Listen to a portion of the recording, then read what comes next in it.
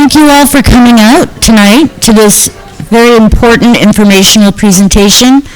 My name is Joanne Kittrell. I'm an EPA Press Officer and Public Affairs Liaison for the Housatonic River Project. I'll be moderating the General Electric presentation tonight, as well as the question answer segment once they've concluded. EPA is accepting public input on 3 documents through May 20th. The revised final pre-design investigation summary report, the draft Upland disposal facility final design plan, draft Upland disposal facility operations monitoring and maintenance plan. And we have fact sheets with a lot of information out front, so definitely pick those up. And there's also information about how to access our website and their information on how you can submit public comments. Tonight, GE will present on the Upland disposal facility design submittal. And my job here tonight is to make sure that everybody can see and hear this presentation, and once it's concluded, that everybody who wants to ask a question has the opportunity to do so.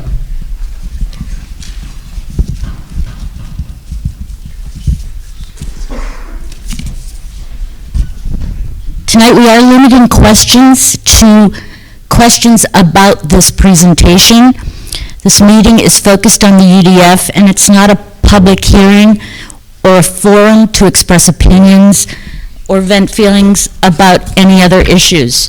If time runs out before 8:30 and people here haven't had an opportunity to ask a question, or people listening on community access would like to ask a question, reach out to our community involvement coordinator, Ashlyn Brooks, and her contact information is in the lobby as well. And we will respond.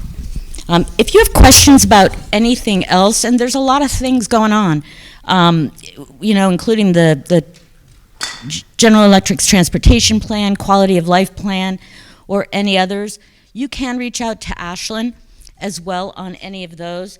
And we're going to be having many more public hearings where you will have an opportunity to speak, ask questions, and have your voice heard. Tonight with me are 2 of our Superfund managers, Annie Laughlin and Dean Tagliaferro. Our project managers here, Josh Fontaine and Rich Fisher. Our community involvement coordinator, Ashlyn Brooks, and our attorney, John Kilborn. General Electric's presentation is about 45 minutes to an hour. And once it's concluded, we will take your questions then. And so here to present is Matt Calicone. Everybody hear me okay? Great. So as Joan said, I'm Matt Calicone. I'm GE's project manager for the UDF. Tonight we're doing a presentation on the Upland disposal facility. It's the final design and the operation, monitoring, and maintenance plan. I'll go over the agenda. Sorry, I'm going to stand in front of you guys a little bit. We're going to talk about the design and construction of the UDF.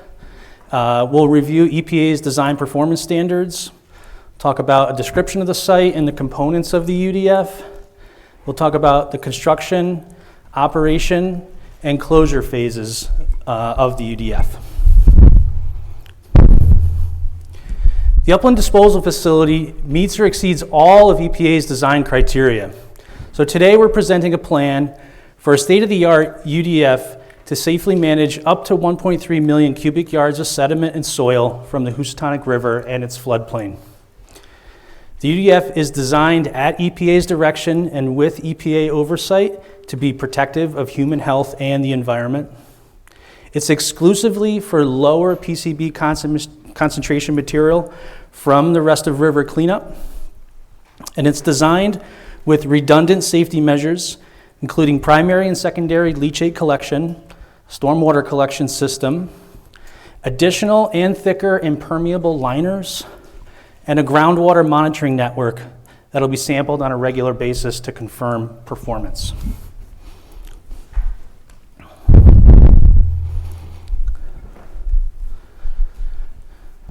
The permit from EPA required a hybrid disposal approach for handling the excavated soil and sediment. That means the higher level PCB materials removed from the river and floodplain will be disposed of out of state. The lower level PCB materials will be placed in the Upland disposal facility. The permit also required investigation and design plans to support the UDF. Now this picture shows a graphic of where we are in those investigation reports and design plans. The purple-gray boxes have already been completed. The green boxes are plans that have been submitted but are currently under review. And the blue boxes are future tasks. So the first step was the pre-design investigation. That's where we collect data at the site to help inform the final design. For the design plans, the conceptual design was prepared over a year ago and approved by EPA. And that led to the final design and the operation monitoring and maintenance plan, which we're talking about today. Those are under EPA review currently. When those plans are approved, the next steps will include construction, operating the UDF, and then ultimately closing it.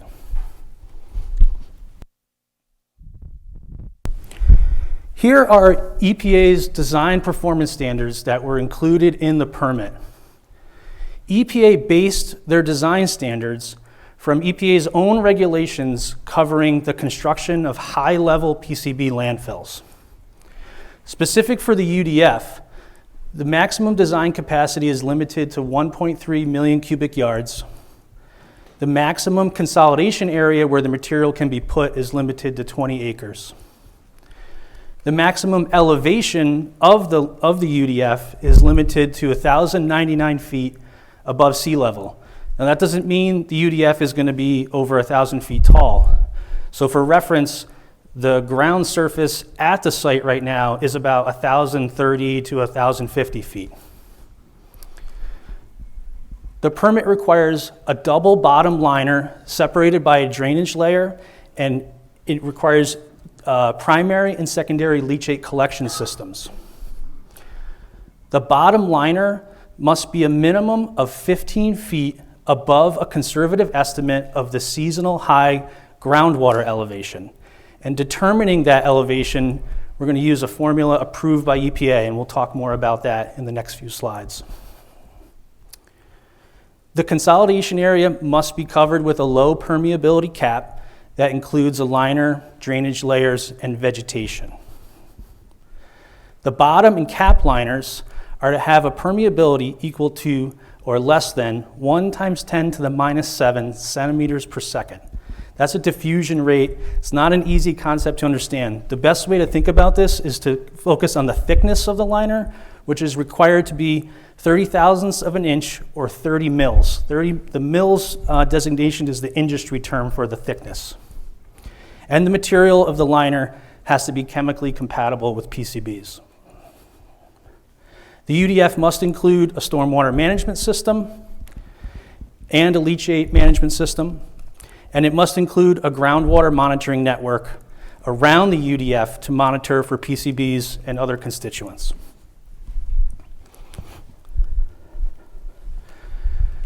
Here's a brief description of the site. The white dashed line is the footprint of the GE parcel. The yellow area in the center is an overlay of where the consolidation area will be. The existing conditions at the site, parts of the site have been previously disturbed and include barren ground that has no vegetation. Other parts are open grass or wooded. Other parts include quarry ponds that were there for prior quarry operations and ongoing quarry operations.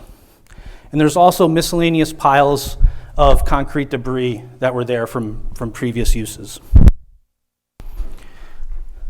So specific to the UDF, we're going to cover the 5 major components of the UDF. We're going to talk about the base liner and groundwater separation distance. we're going to actually look really closely at the baseliner system so you can see what the bottom of the UDF will look like. We'll talk about the leachate collection system, the stormwater system, and we'll talk about the final cover. 5 main points, we're going to go through them right now.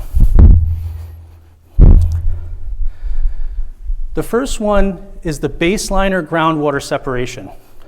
So if you remember, the permit required a minimum of 15 feet of separation between the bottom liner of the landfill and the estimate of the seasonal high groundwater table. So I'll go through this graphic to show you how that works. The blue area represents the groundwater table. The dashed lines in the blue area are the minimum and maximum groundwater levels that we measured at the UDF site. That was part of the pre-design investigation. The blue line above that represents the estimate of the seasonal high groundwater elevation. That was calculated using the levels collected at the site plus other levels from similar geographic sites throughout Massachusetts to come up with an estimate of the highest seasonal groundwater level. As you can see, the design provides more than 16 feet of separation from the bottom of the liner to the estimate of the seasonal high groundwater level.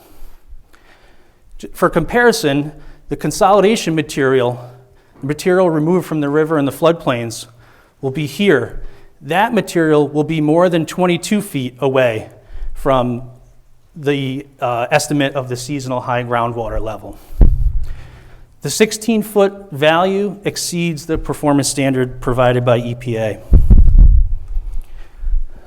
So we talked about the baseliner of the UDF. There is a lot to it, so I'm going to try to go through it slowly. The baseliner includes 5 individual liners, which exceeds EPA's performance standards requiring 2 liners. Starting at the bottom, you have the subgrade soil. This is the soil that's at the site today that we're going to construct the UDF on. The first liner to be installed is a 1-foot thick layer of clay. That will be brought to the site and placed during the construction. Above the clay, there's a material called a geosynthetic clay liner. This is essentially a heavy-duty fabric blanket that has clay built into it. It's a manufactured item used for landfill construction. Above that liner will be a 60 mil HDPE liner. The HDPE membrane liner is 1 million times less permeable than the performance standard required by EPA. In essence, EPA required a 30 mil thick liner. G's proposing to use a 60 mil thick liner. These 3 lower liners are called secondary liners. Above this liner system is a drainage layer. This drainage layer is a leachate collection system. It's small grade stone.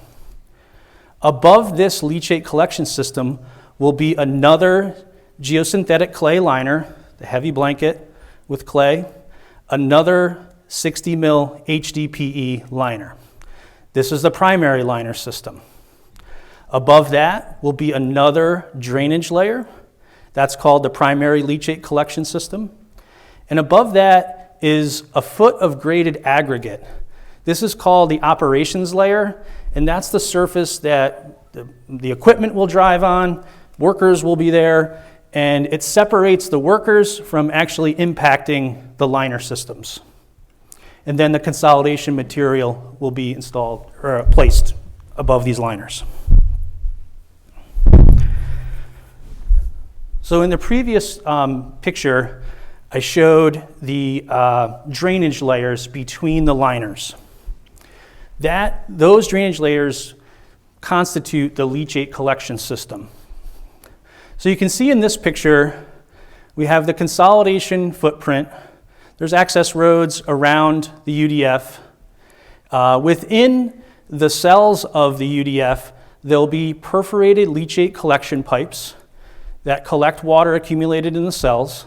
Those will be conveyed to a leachate conveyance system where the leachate will be pumped to leachate storage tanks that will be placed on site. As the leachate is collected in the tanks, it will be periodically, the tanks will be periodically emptied.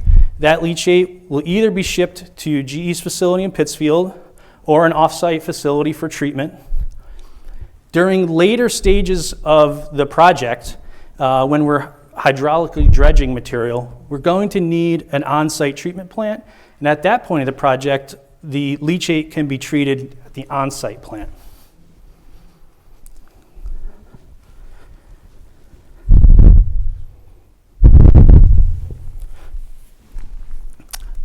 Next is the stormwater management system. So this is a view of the UDF area with the cap in place and the grass, so you can see how the UDF will drain stormwater. The blue lines are stormwater conveyance system, essentially drainage within the cap above the liners. And their job is to convey infiltrating stormwater on the surface of the UDF to stormwater management areas. The blue areas all around the UDF are all stormwater management areas. These areas were designed up to 100-year storm event capacity. All of these areas are designed to promote infiltration. That's what's occurring today at the site. That's what we want to keep.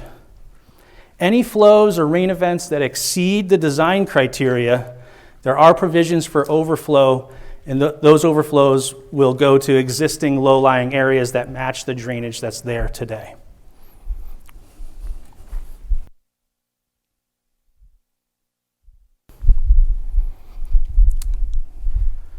Final cover.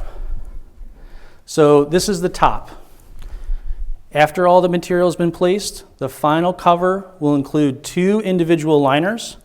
So again, I'll go through it. Starting at the bottom, this is the material to be placed in the UDF.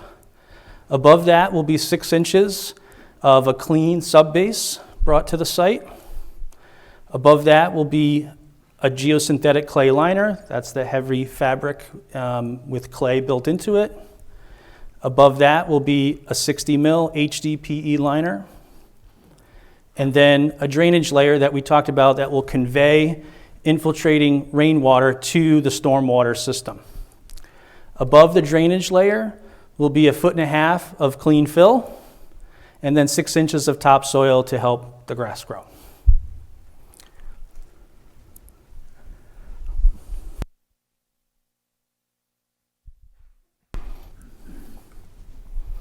Here's an overview of the construction, operation, and closure phases. How is it going to work now that we know how the UDF's designed? How is it going to come together? So to construct the UDF, we're estimating that the site prep and earthwork will take about a year. That's shaping the area to prepare for construction. After year 1, the UDF will be constructed during year 2. That'll include the baseliner system, leachate collection, stormwater system. Once that's complete, we'll be ready to operate the UDF. That means placing material in the UDF. That'll occur starting in year 3 and will go on until the project's completed. All during that time, we'll be managing leachate and stormwater. And when the project's completed, closure. The consolidation material will be placed such that the maximum elevation is 1,099 feet or less. Stormwater that's generated from the cap cells will be handled by the stormwater system, like we talked about. And during closure, stormwater that reaches the uncapped cells while the UDF is in the process of closing, that's handled by the leachate management system.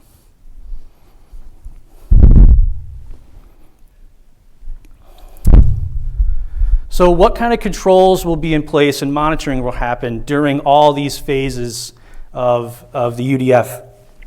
So there'll be several controls in place. So during all phases of the work, so that's the construction, the operation, and the closure, we'll be having controls in place for site access, stormwater, which we talked about, dust, noise, lighting, and site security. In addition to those controls, we'll be doing specific monitoring. Again, during all phases of the work, we'll be monitoring for dust, noise, and the condition of the local roads being used to support the UDF construction. In addition to those items, during the operations phase, that's when we're actually receiving the material from the river and floodplains. We'll be monitoring for PCBs in air, monitoring groundwater, meteorological information, the weather, and leachate generation.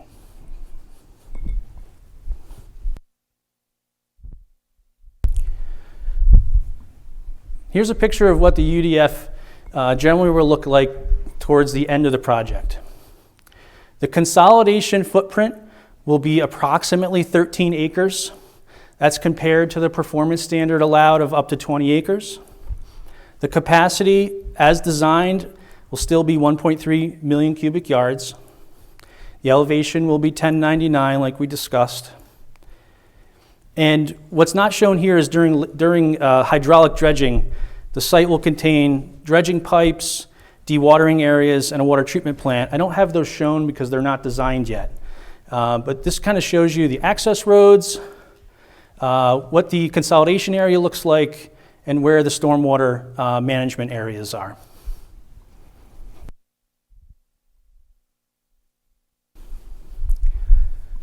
So when the project is completely done, here's a view of what the site will look like at the end.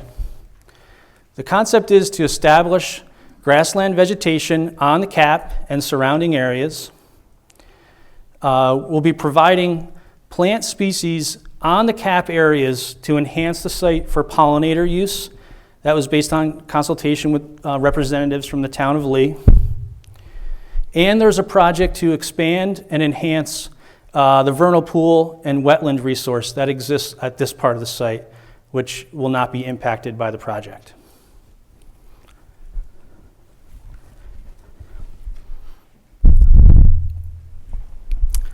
Post-closure, there will be monitoring and activities happening after the closure of the UDF.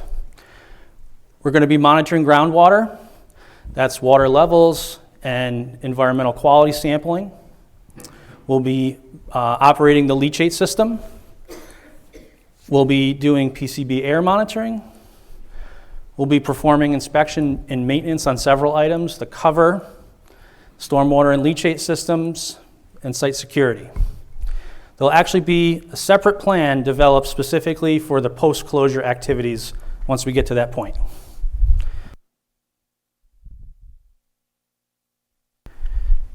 Next steps. EPA's indicated the public comment period ends May 20th. EPA will either provide comments or approval of the final design plans. Once that occurs, we'll select a contractor to construct and operate the UDF. We'll prepare construction related documents. And then we set out a small schedule here to review approximately when these activities will occur. So the UDF construction likely occur in 25 and 26. Those were the 2 years we talked about for preparing the site and constructing the UDF. And then potentially by 2027, the UDF will be ready to accept material. All the schedule is subject to change based on the timing of approvals. That is the end of my presentation, and that went way faster than I thought. Okay. Yeah. Is fine. Thank you so much, Matt. Sure. More time available for questions then. Could I, how many people have questions off the hand? It'd be great if you could come up to the mic and one at a time. And I just want to remind everybody that the purpose of this gathering is to share and explain the UDF design and operations plan. So I'm assuming your question is about that. Totally. Thank you. Hi, Gail Ceresia.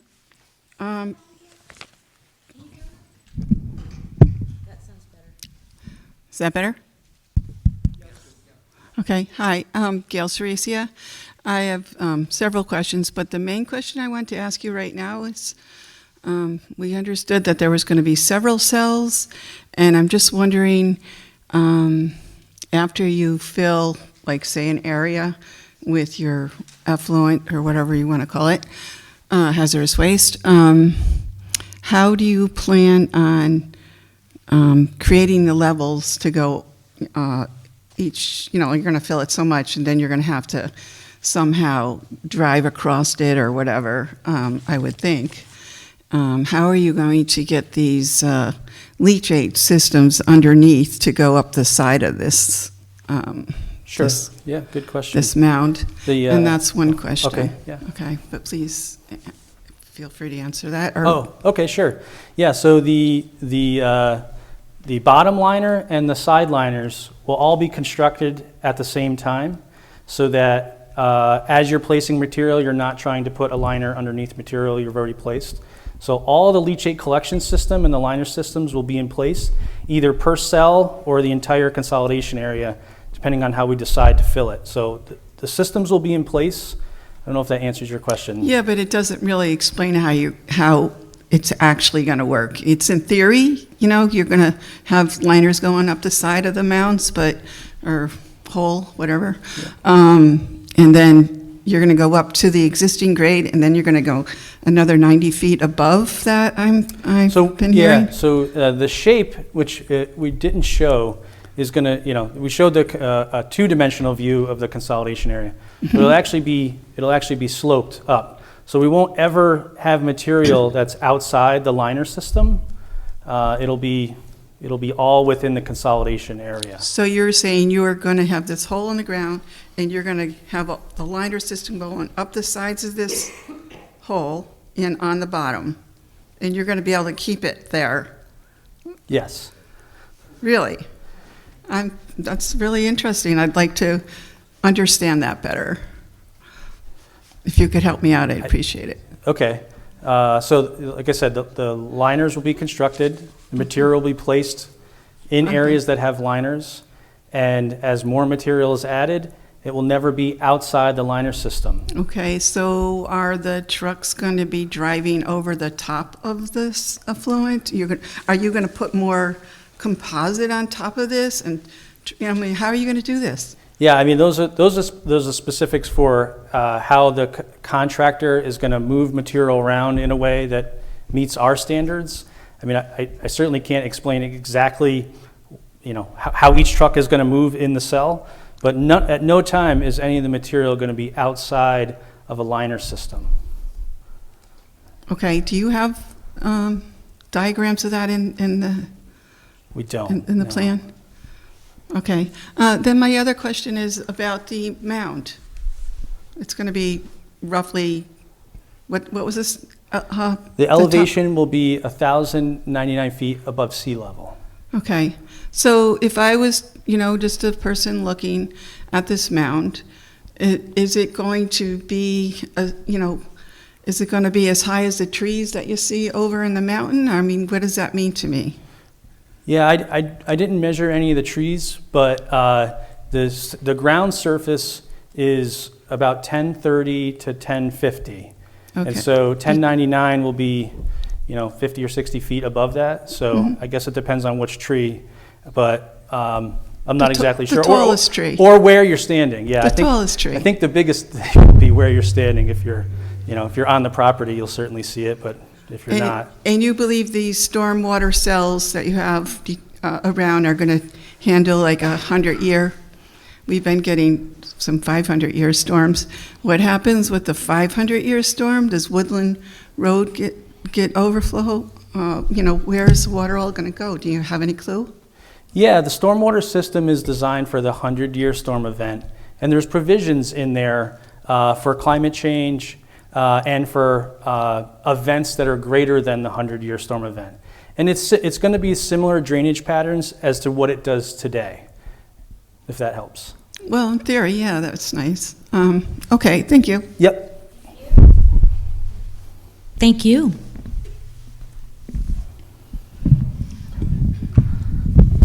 I'm a midget. I'm Caroline Young from Lee.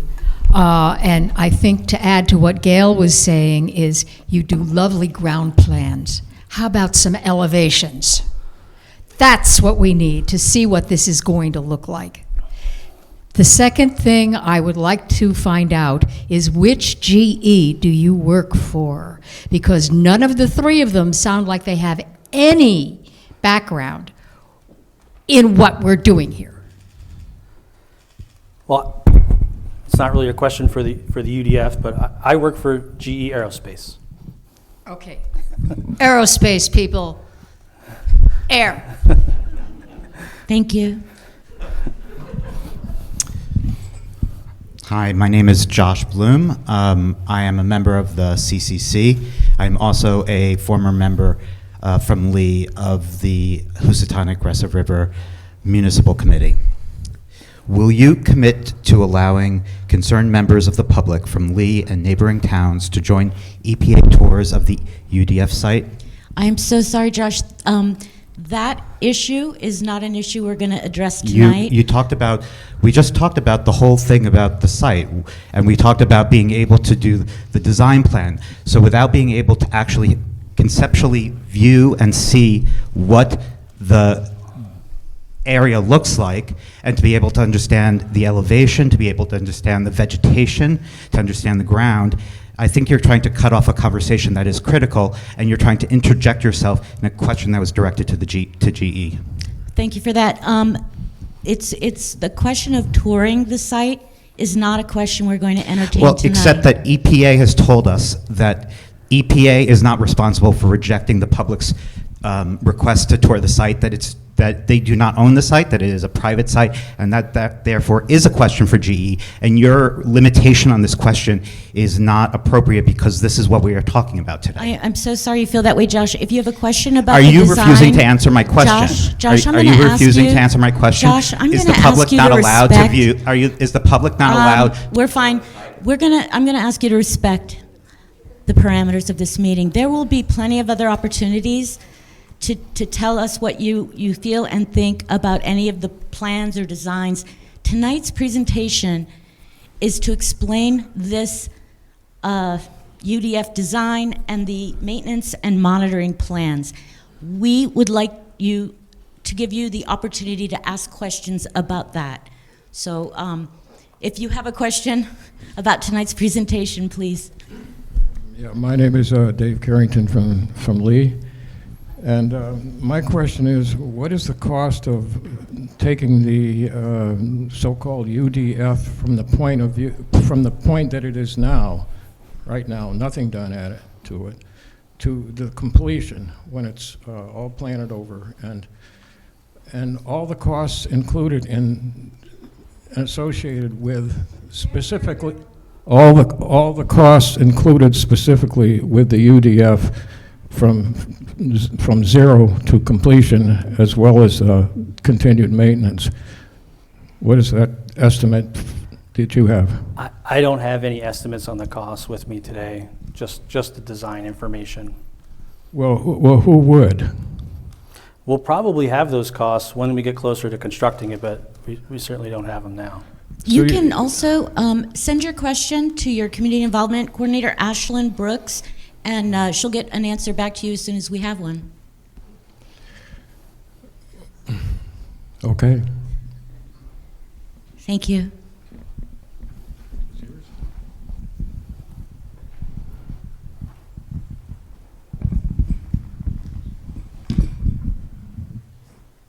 My name is Larry Lampman. I live in Sheffield, Massachusetts. Before retirement, I was a licensed environmental... Larry Lampman, Sheffield, Mass. Before retirement, I was a licensed environmental engineer working for the Department of Environmental Conservation in Albany in the Division of Environmental Remediation. I have a couple of questions for you. Could you talk about the treatment method for the leachate? Sure, just briefly, I don't have details on the actual treatment, but the leachate is essentially water. And the water will be stored in tanks that we showed on the diagram. The water will be brought to either GE's facility in Pittsfield or an off-site disposal facility that's permitted to accept that type of material. So does that mean it's not actually treated then, on site? No, it won't be treated on site until there's a treatment plant constructed at the UDF to support hydraulic dredging. And the details of that treatment plant aren't yet available, hasn't been designed yet. Okay. Maybe the treatment plant in Pittsfield, since that is constructed. Sure, yeah. So the treatment plant in Pittsfield is a groundwater remediation system. It consists of multiple filters, and the final filters that treat the water are granular activated carbon system that removes the contaminants from the water before it's discharged. I see.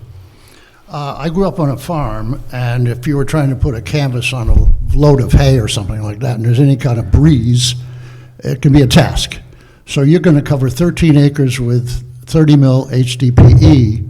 I'm wondering, my question is, how do you plan on sealing the sections? Because you're not going to put it down in one piece. That's right, yeah. So there's specialized companies that will help install the liner components, and then the HDPE is essentially a plastic material, and where seams exist, it's welded, and welded is not the best word, but it's heated and sealed, and there's a lot of performance testing that goes on to ensure that those seams are done adequately. Yeah, this must be similar to a manure lagoon on a large dairy farm. Let's see, how many years is it expected to take for, well, have you ever seen these huge liners? I mean, it's, how many years is it expected to do the actual dredging and placement? I think EPA's estimates on the duration of the project are 13 years. 13 years. Yeah.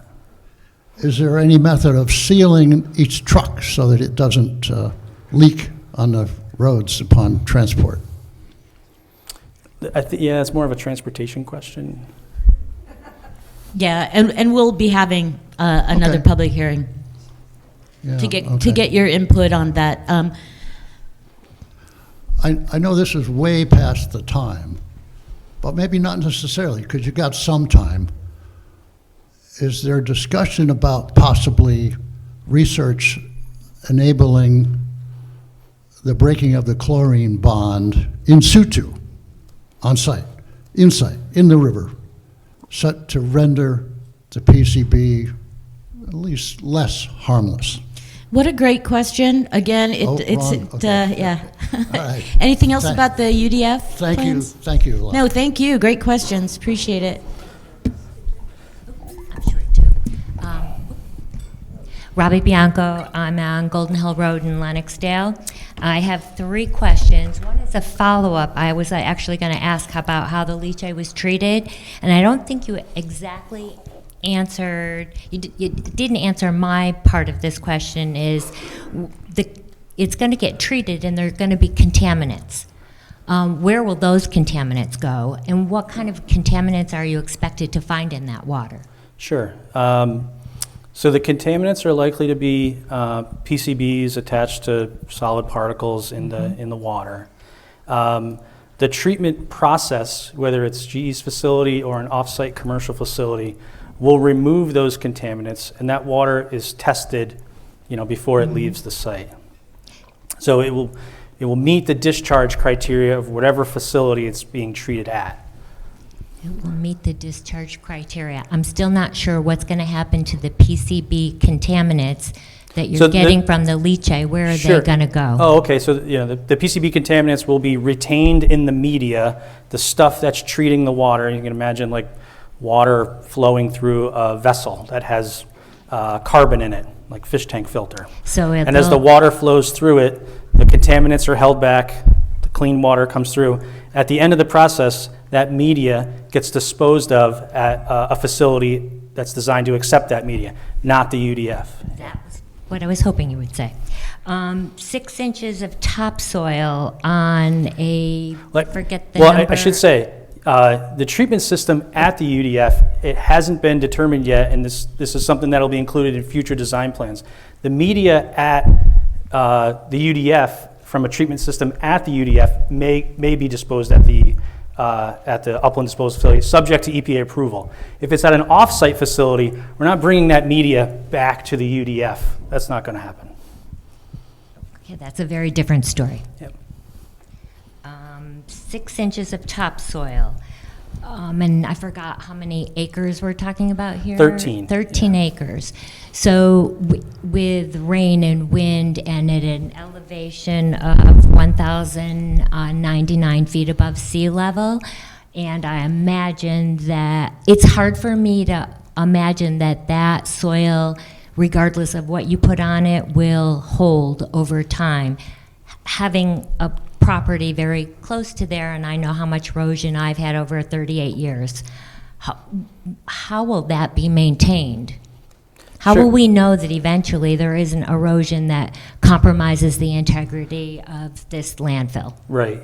Yeah, so during construction or the closure phases, there's lots of ways the contractor will help keep the material in place with matting and getting the seed to grow, establishing vegetation, which will I help with erosion. understand how that works. After that, it's post-closure monitoring. So if there's any erosion, rivulets, they'll be maintained, they'll be fixed, and that's part of our responsibility during post-closure.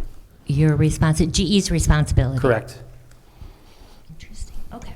1,099 feet from sea level, which already that site is not at sea level. Right. So I just did some quick calculations because this has been very much on my mind. 1,099 feet is 78 stories, if a story is 14 feet. 78 stories is a tall building. You said something to the first person that asked, you said it'll be 60 feet, maybe 60 or 70 feet.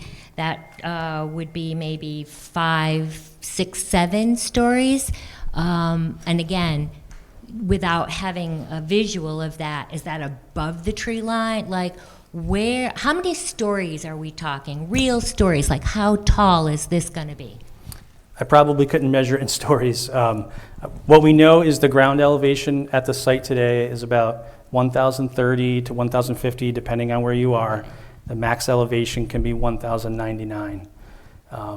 That's the best I can offer at this point. And I think it really depends on where you're standing, and not to be subjective, but. I'll be standing at 39 Golden Hill Road in Lennoxdale, and I'd like to know what I'm gonna see.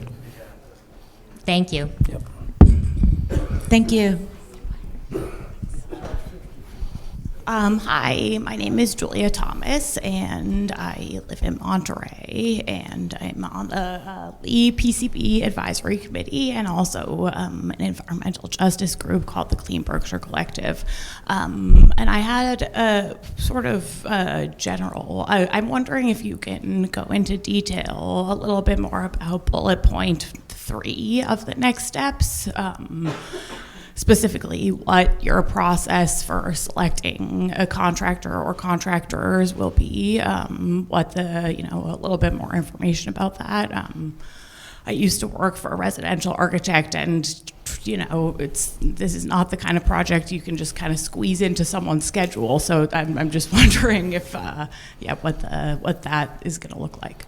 Yeah, it'd be a pretty standard procurement process where we provide information to a group of interested companies, and we'll screen the companies based on certain criteria, their experience in constructing facilities like this, and then from those companies narrow down the one that GE thinks is the best fit for this project.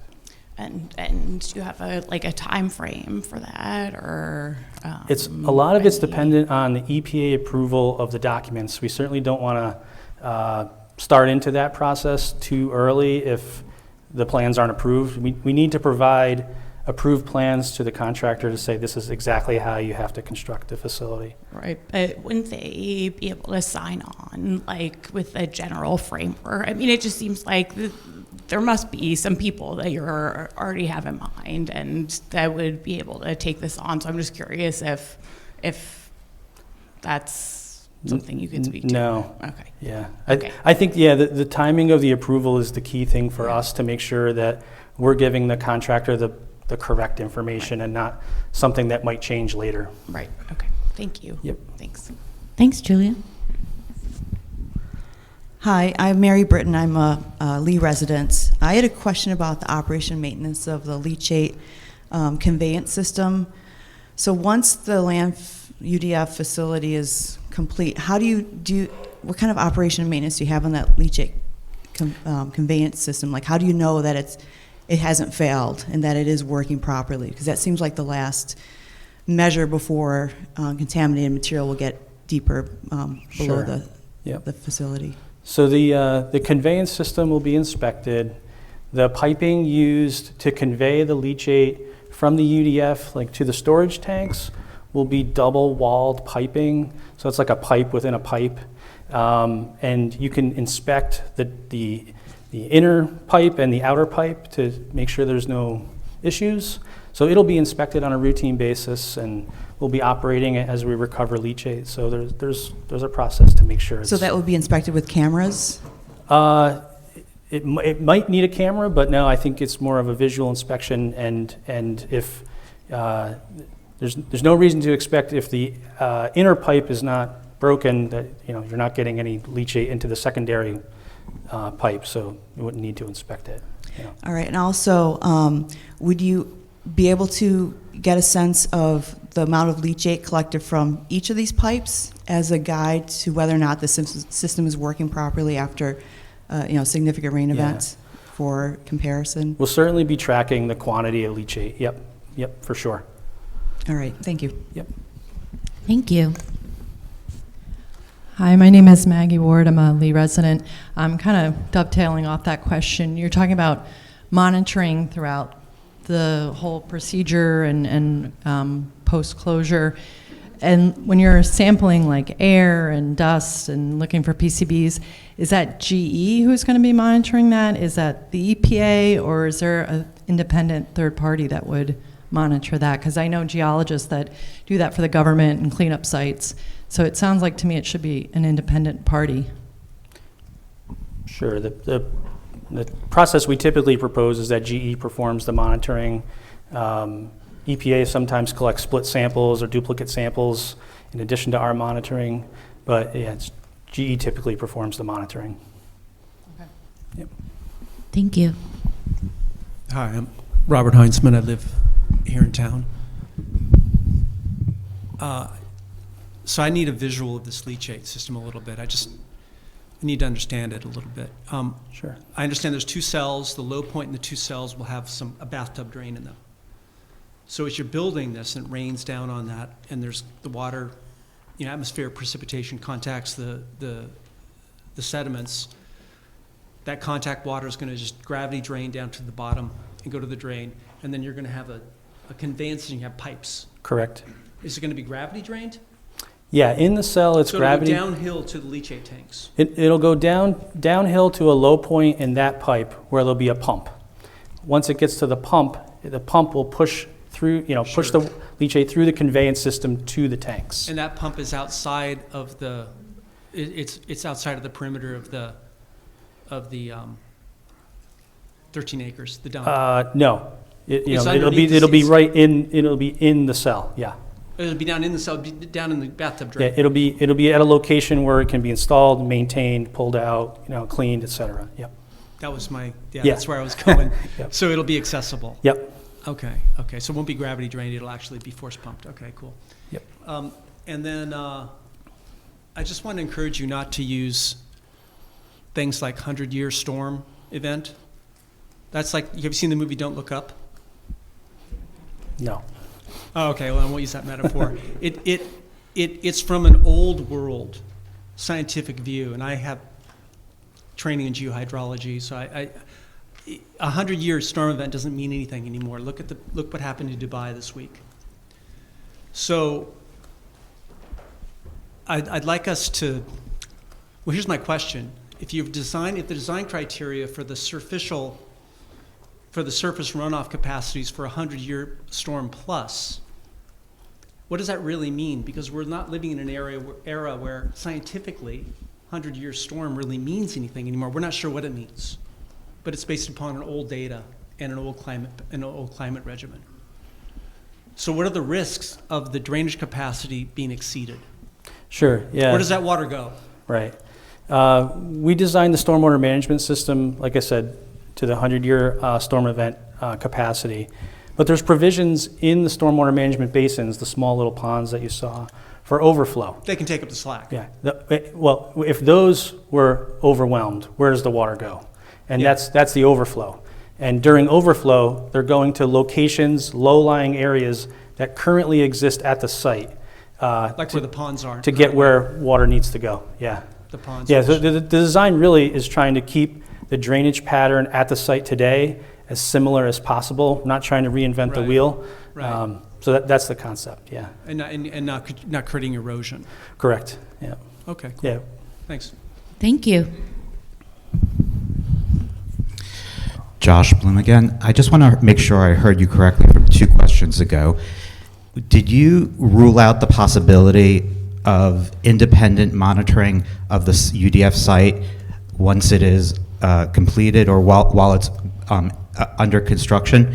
It had been my understanding in conversations, public conversations with EPA, that with the town of Lee and other bodies that said that independent monitoring would be allowed. So please clarify that point. Yeah, I just said that GE typically does it, and that's what we've proposed in our plans. So are you saying that you will not allow the local Sure. monitors? I can't say, yeah. So EPA will be conducting split sampling at a certain frequency with GE. And I know the town of Lee has asked us to do their own sampling, and right now we haven't got to the point where we've pressed or asked GE for access. They certainly can do it on all, the town of Lee can certainly collect samples on the perimeter outside the fence line, and I'm optimistic that GE will, if asked, grant permission to put a monitor there. Thank you. Hi, Jane Wynn from Pittsfield. It's good to have GE actually coming to these meetings now. I really appreciate it. It's been on EPA for way too long. When you're talking about the 100-year storm, what we need to know is, what are you using for a 100-year storm? How many inches per hour or per 24-hour? I don't have that information with me. I don't know if any of our consultants do. 100-year storm event, inches. Great. Any chance we can get EPA to email that out specifically afterward? Thank you. Also, right now, the groundwater is carrying things like PFAS and other contaminants from the existing dumps. How are you going to ensure that that stuff isn't moving, and that having this UDF put in isn't going to force more of that down toward the river? Don't really know if that's a UDF specific design question. I'm sorry, I wasn't paying attention. That's okay. It's fair enough. That's perhaps a question for DEP and EPA. You mentioned something about, I think you said enhancing the vernal pool. Oh, how? What gives you the ability to enhance something that Mother Nature made? I don't understand. Can you explain what you mean by that? Sure. It's a project that we're proposing to do to direct more water from Woodland Road. So the culverts on Woodland Road currently drain to that wet area. Some of the topography makes it such that when water gets close to the wetland area, it kind of gets pushed in different directions. And our project proposes to straighten out some of that drainage to get more of the sheet flow from October Mountain to an area of the wetland, make the wetland a little larger, plant more species that are more appropriate for that area. Please make sure you distinguish between wetland and vernal pool. Having more water going to a vernal pool can be very bad for it. It needs to have its specific hydro period, and don't mess with that. Do you know what the PCB limits on the outflow from the treatment facility in Pittsfield are, by any chance? In Pittsfield? Yeah. Let's see. It's 0.065 part per billion. Thank you. Thank you. Hi, thank you. Thank you for coming tonight. My name is Marilyn Wyatt, and I live here in Lee. I had a follow-up question about the monitoring. What kind of transparency will be involved in the monitoring and the results? Will they be posted regularly for public access? And if it's determined that any kind of remedial steps are taken, who makes those decisions, according to what standard, and what kind of monitoring is done of whatever remediation it might need to take place? So for specific to the UDF, there'll be monitoring like we talked about for dust and PCBs, et cetera. All those results will be shared with EPA. I believe they put them on their website. And I don't have all the specifics right now, but I believe GE is going to have a project website where certain information will be shared. Like I said, I don't have all the specifics to know exactly what's going there. But it'll be certainly available in the public sphere. Right, and then about the remediation, if like, how is it decided if the results are unsatisfactory? Who decides that, and what steps are taken? Yeah, so obviously we'll be looking at the results and sharing them with EPA, and if any of the limits that are approved by EPA are exceeded, those will be discussions with EPA about what do we do about it depending on the particular situation. And would the town be drawn into those discussions as well, or at least be informed that they're taking place? I can't say if EPA's process to include. Yes, EPA can coordinate with the towns. That'll be our responsibility. Oh, okay, thank you. Thank you. Could I also just say, excuse me one sec, sir, that the presentation tonight will be on the EPA's website. We're shooting for middle of the week, next week, to get that up so you can look at that in more detail. And again, just one more reminder that we are accepting public input about this plan, the maintenance, all the plans, through May 20th.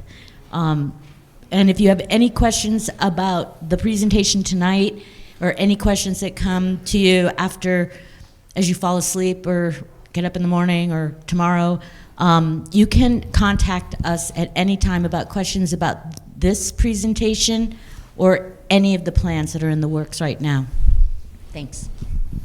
I'm Dave Carrington from Lee. Following up on a question that I felt I didn't get a satisfactory answer. So we've got a $500 million job in front of us here, and I want to know what the percentage of that $500 million is for paying for the construction of the UDF to the completion, the operation and completion of specifically the UDF, not the rest of the whole job, not Reach 5 or whatever. That amount of money which goes for the construction of that part of the overall job.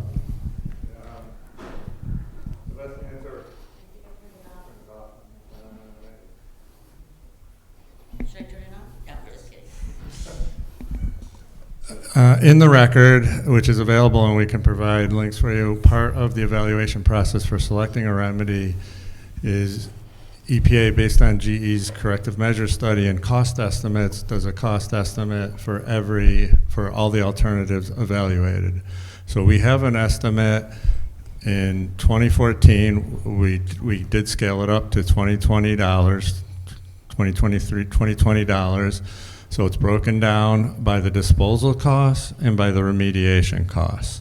So that's the best estimate you have. I think I looked at it today. My rough recollection, it was $63 million estimate to build the UDF. And no, $63 million was if all the material was going in the UDF, but there's estimates in there.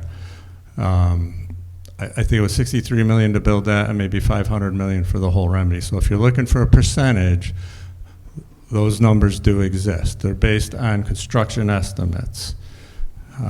We don't get actual costs from GE. We don't ask for it. We don't need it. So we have the estimated costs for all the alternatives on the record, and we can provide that for you if you want it. Yeah, I'd like you to provide that. How can I follow up on that? Who? Ashley. What year were those estimates, you said?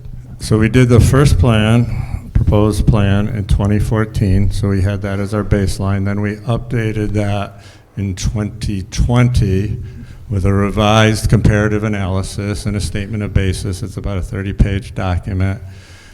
And the way EPA does the work, you know, to keep it consistent with 2014, we used that as the baseline. Then we selected an escalation rate, inflation rate, whatever term you're familiar with. So there's two columns on there. I think one of them will say, in sounds stupid, but in 2014 dollars and one in 2020 dollars, and you'll see there's a definite delta in the difference in, difference in the two numbers.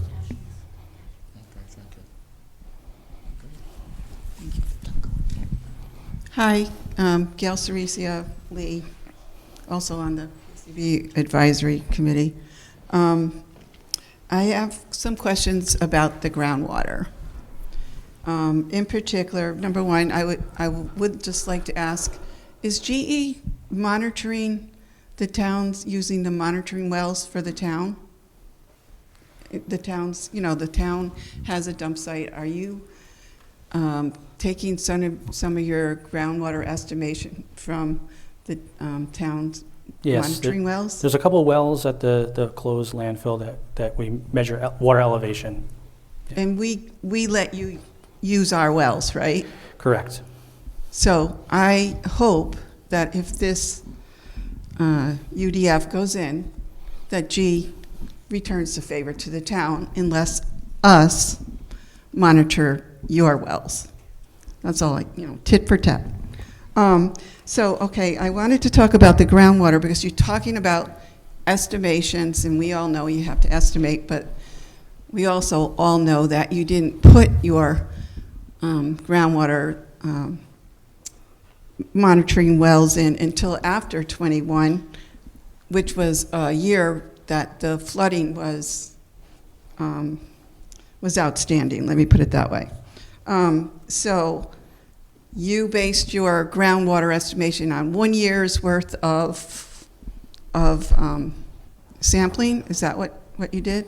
That's correct. Yeah, the pre-designed investigation plan called for 12 months of sampling. That's right. Okay, yeah, but you waited a full year because the groundwater was so high that it just flooded everywhere. So you didn't really get the highest groundwater. You waited for it to dry up. I just wanted to point that out. The other thing I wanted to ask you, when you're talking about the estimated groundwater and you're looking at comparable geographical sites or geological sites, I'm not sure what you said, where were those sites? Were they in the Berkshires or in a different part of the state, or, where? Off the top of my head, I don't have the locations of the okay. reference wells. Yeah. Okay, so you said you took an average of those sites. It's not an average. There's a specific calculation that GE proposed to EPA that was required by the permit. The calculation is the mode to feed the values in to come up with the seasonal high estimate. Okay, so I couldn't look at those calculations. Who should I ask to look at those calculations? They're in the pre-design investigation work plan, and I do know that's on EPA's website. I'm sorry? The work plan and all the calculations are on EPA's website in the pre-design investigation plan. I would love to know what pages in particular. You got like 5,000 pages worth of information in just one filing. Okay, so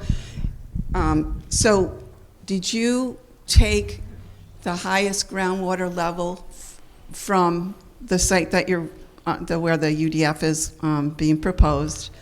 What was the highest groundwater elevation there? What I'm trying to say is it seems like you took an average somehow.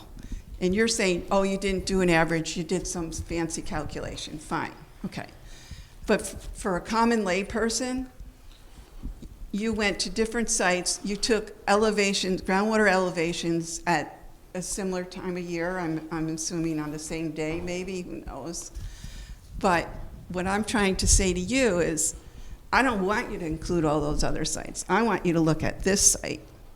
And I did read something in your report that said that if the groundwater elevation is at a certain level in the ground, then that means it's the same in your particular UDF, your site plan, which isn't true because groundwater runs downhill and it may run at a slant and it could be actually closer in elevation to the existing ground. But in your own literature, you said that you just flatline it. And I think that's an error. Is that what you did? I mean, that's the way I'm reading the document, sounds to me. So I'm just asking you to clarify that. I'm not sure which section of or which report you're talking about, but in the calculation, it required, the calculation required a conservative estimate, and that means using the highest measured values. So that's the highest at the UDF site, it's the highest at other locations as well. And that's how you create the conservative estimate. So use the highest you saw in year 22 when it really wasn't raining that much, and that's what you're basing it on. You didn't take the previous year at all because, well, you know, maybe we can use these monitoring wells. Oh, we didn't put enough in. We'll wait until next year after the water goes away. I just really find it difficult to believe that you would use 1 year's worth of data when you know that there's fluctuations in our climate and you're not getting the maximum. So now you're telling us that, the other question I have, what is the slope going to be from the top of the mound down to the base? What kind of slope are you talking about? Is it going to be like a 15% slope? What is it?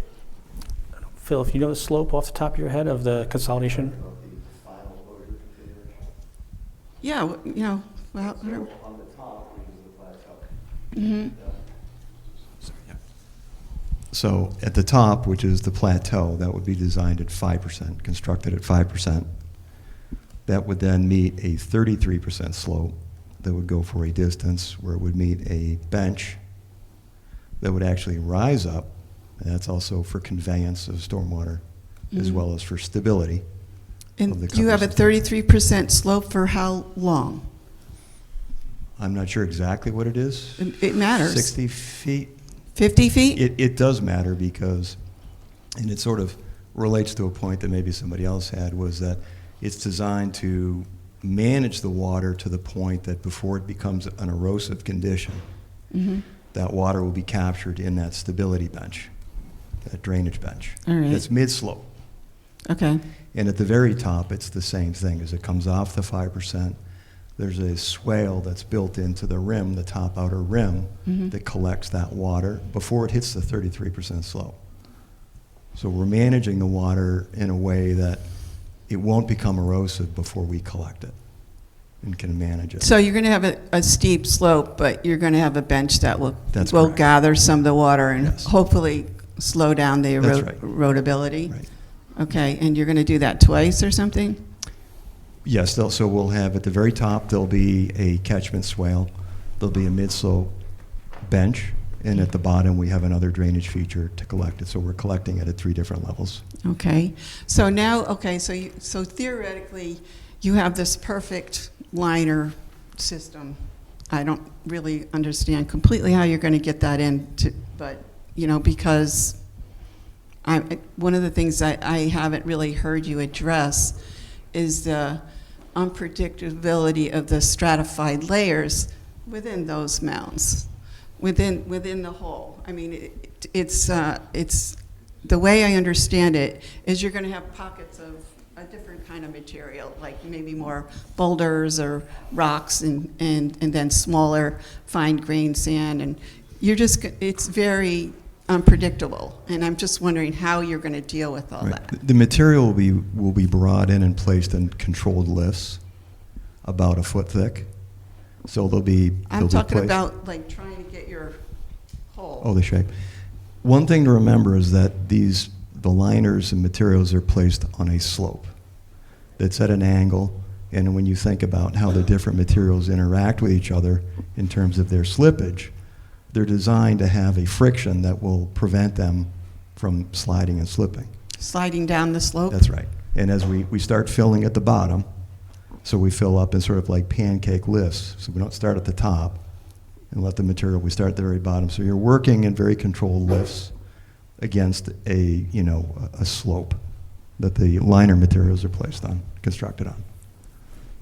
So that's how it remains stable during Okay, so placement. you're gonna do these lifts, and these trucks are gonna be able to go over the top of these lifts, is that what you're Yes. saying? Yep. And they won't get any PCBs underneath them? There's going to be a process before they would leave the cell area to make sure that. I'm sorry, I didn't hear. There'll be a process before they leave the cell area. Uh-huh. You Okay. know, that they're clean before they exit back out. And you have that process in that document someplace? Yes, it's discussed. Okay, all right. Well, those are the kinds of things that we would really like to see discussed. This is very general stuff, and we get that much, but, how you're going to construct things, how the vehicles move in and out, all that kind of stuff, we're very interested in that, and I'm not really, you're hitting the surface. The other thing is one of the things I don't really know, if you wind up trucking everything, is how you are going to keep these trucks from dropping PCB, Gail? under their undercarriage. Gail? All right, well, this is all around the PCB site. It's great questions, and we are going to be having another meeting about this, September-ish, when contractors. So, no. I don't care to know it in September. I want to know it now so I can complain about it. Your questions are great. Thank you so much. I want to know what's going on. Yeah. What do you mean, thank you so much? Thank you so much. Wait. So there's one thing I want to add. When you're talking about the conservative estimate of high groundwater, the method GE used was the one proposed by the Rest of the River Municipal Committee based on their engineering consultant. So they didn't come up with that method. That was proposed by the town of Lee and the municipal committee, who hired their own independent technical consultant. It's called the Frimpter method. If you look in the settlement agreement, it's in there. GE used that method, and we've reviewed it and think they did it correctly. The town of Lee and the town of Lenox have engineering firms that they've hired that certainly can check on it. But that was the method that was requested, and that's the one they did. Who requested? Chris Britton requested this? The Rest of the River Municipal Committee as a whole. And that was the people who decided we should be able to have a dump? Their consultant, I believe, proposed it to them. Yeah. Who's So the somebody had to decide a conservative method, and that's the one we used. Right. Okay, so the group of people that put us in this situation to begin with are the ones who told us what method you should use. Great. Thank you. First up, I'd like to thank you for explaining about the erosion and giving us a much better visual in your discussion about what that site would look like. I have two follow-up questions. One was regarding, you mentioned that when someone asked about the vernal pool, and you mentioned something about, Woodland Road, and I walk on Woodland Road quite frequently to get to October Mountain State Forest. Could you go back to one of your slides and show me how you said the you would drain the water to the vernal pool. When I walk on Woodland Road, I call it Woodland Ave, it appears to me that where the landfill is proposed, or the Upland disposal facility, whatever you're calling it, is higher than Woodland Road, so I'm not sure how you would drain down to it. Yeah, it's an existing drainage area today, so there's no changes on Woodland Road. So there's an existing culvert pipe in Woodland Road that directs water from the October mountainside under the road to a low-lying area at the site today. Right. And You're not going to change anything that GE's exists. plan is to enhance. Okay, thank you. One more thing about a follow-up to my own question regarding the height of the UDF. Could you tell me, in comparison to the high-tension wires that already exist across from October Mountain State Forest, how would the height of the UDF compare to those high-tension wires?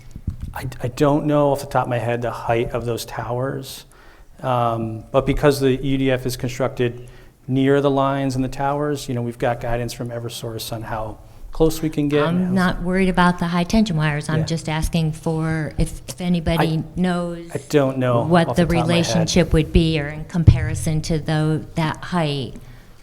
I don't know off the What top of would my they head. I think Sorry. EPA can look into that, and we'll see how to get an accurate elevation of that. I don't know how to do that at this moment, but we'll see what we can come up with, and that'd be a good benchmark for you. Thanks. Do you think you could do that before the public input, May 20th? How about That May I don't- 19th? May that I 19th? don't- Could we that I have don't some know. input before May 19th? That I don't know, but I do know the 1099 elevation is fixed, so we will get it to you, but it's not going to change the height of it. Chris Britton from the town of Lee, and just for the record, I didn't have anything to do with that selection. But just a simple question that we get a lot of just the previous speaker just mentioned about the height. That's a big question that we get.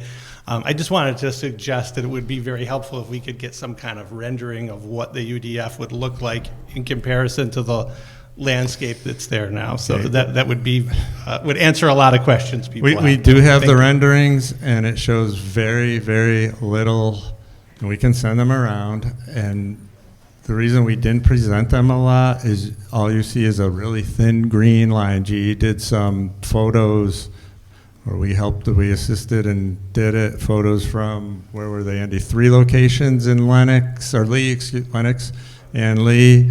And you'll see very little. We had to look at it 3 times to see it. So we do have those renderings, and we can send those around. We can send them, and we certainly can send them to you, and then you can post them in a easier to find location. How's Perfect. that? Thank you.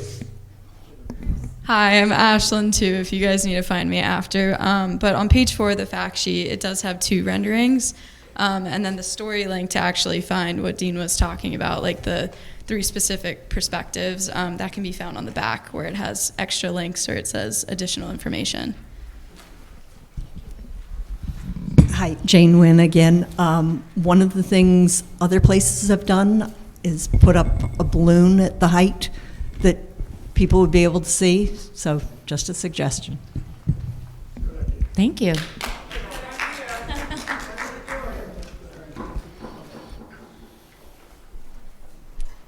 Got to get close enough. I'm back. I'm interested in the estimated moisture content of the soil as it either comes out of the river or into the trunk or into the site, a guesstimate of the moisture content.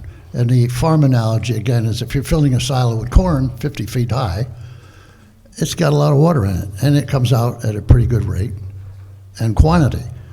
So I'm interested in that, and then I'll have a follow-up question.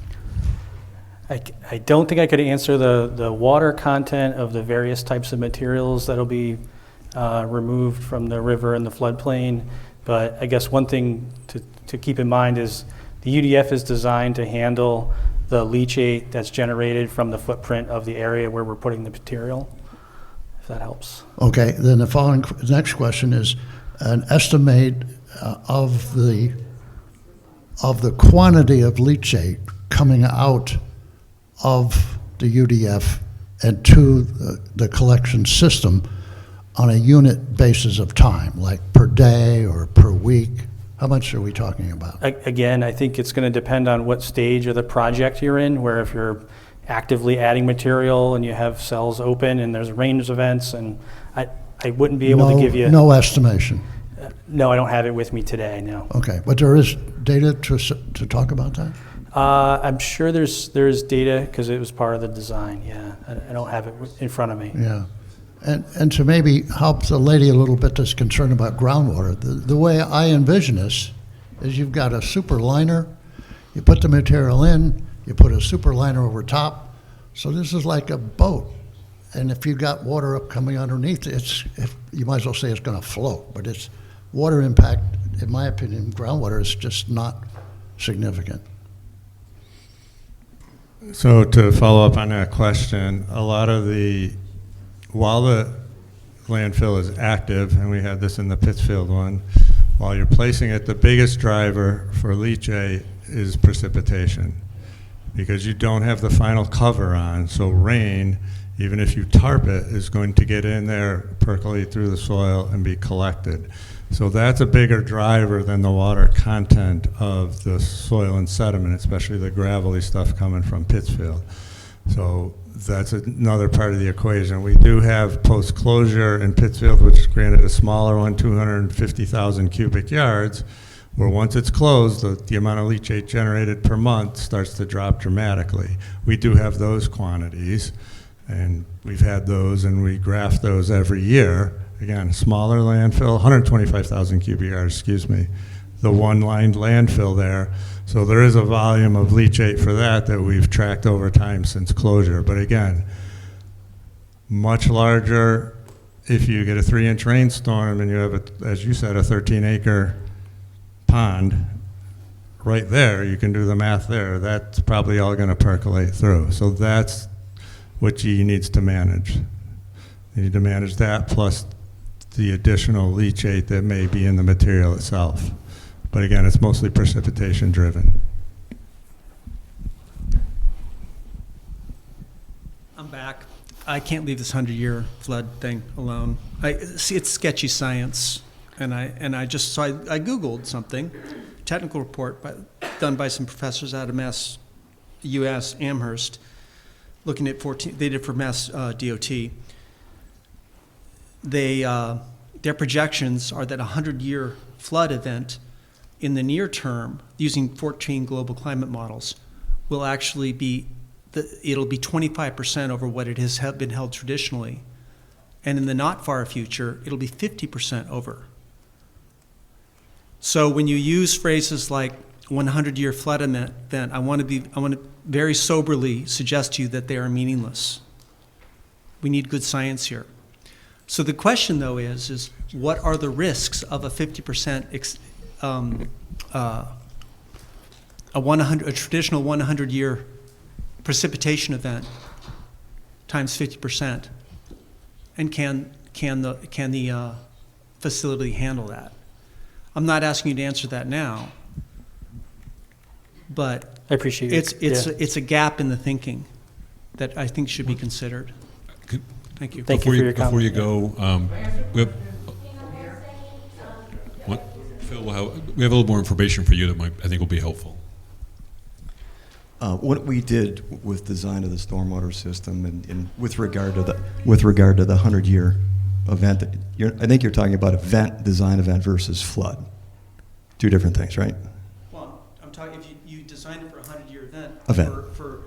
For precipitation data, right. Data that's outdated. Right, which would be TP40, which is recognized to be really obsolete at this point. So we used data that's current, extreme precipitation data. Then we looked at probabilistic increases. Okay, so there's citations in the design report that we use to increase the precipitation values for each of the storm events. Yeah, 2 year, 5, 10, because they're all, yeah. So we're using that higher increase, that calculated higher increase over what's happening today, using relevant data for today. So the capacity, the conveyance capacity, and the storage capacity is based on this enhanced or increased precipitation database. And the thing to remember too is that, you know, infiltration is the primary mechanism for discharge. There is overflow designed into the system that will then move to existing areas, and not at a greater rate than does today, equal or less. So we've got a lot of conservatism built into the systems to take into account, you know, likely climate change. Yeah. So hopefully that answers the question. That's what you want to say. Yeah. Thank you.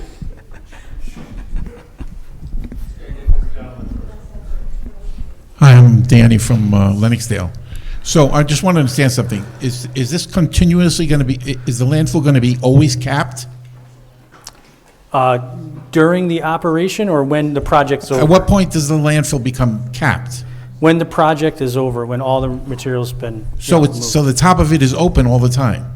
It'll be covered in various phases to try to limit the amount of precipitation that falls on the. What on about what about the fact that PCBs are airborne? There'll be monitoring in place at the site. Yeah. That doesn't, so you're not protecting us from, there's no cap on top of it, so that you're not protecting us. How high does this thing go? Like beyond what it is now, how much higher can it go? The max elevation is 1,099 feet above sea level. Like we were talking about, we don't have, you know, there's a rendering in the handout that shows about 1,000, well, somebody said that could be 70 stories. No. Right? So the existing ground surface today is 1,030 to about 1,050. So we're going up to 1,099. So this could be a huge eyesore, an obstruction to our view, right? The renderings that EPA and GE put together that are in the fact sheet don't show it. Very little bit visible from certain locations, yeah. Okay, so we've heard this a lot of times. It's 1099. That's a term. The landfill above existing grade, if you stood out there today, will be 50 to 70 feet. So it's 50 to 70 feet. If you're standing here, regardless of what this elevation is, it's 50 to 70 feet above it. So the 1099 is very confusing. It's feet above mean sea level. It doesn't mean anything except to surveyors. It's going to be a 50-foot tall. 70 feet above what it is now? Correct. Does that help? It helps, yeah. Okay, good. No, I'm just checking because engineers, we flip back to like how do you measure that, and how a surveyor is going to measure it is in elevation above mean sea level. And we will try and get an elevation of the top of the high tension lines, which are up there, for a point of comparison. I don't have that today.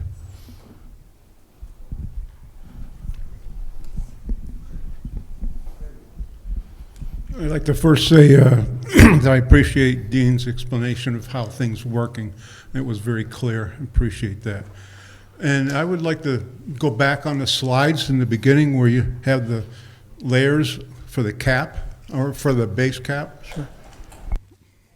Got a question on that.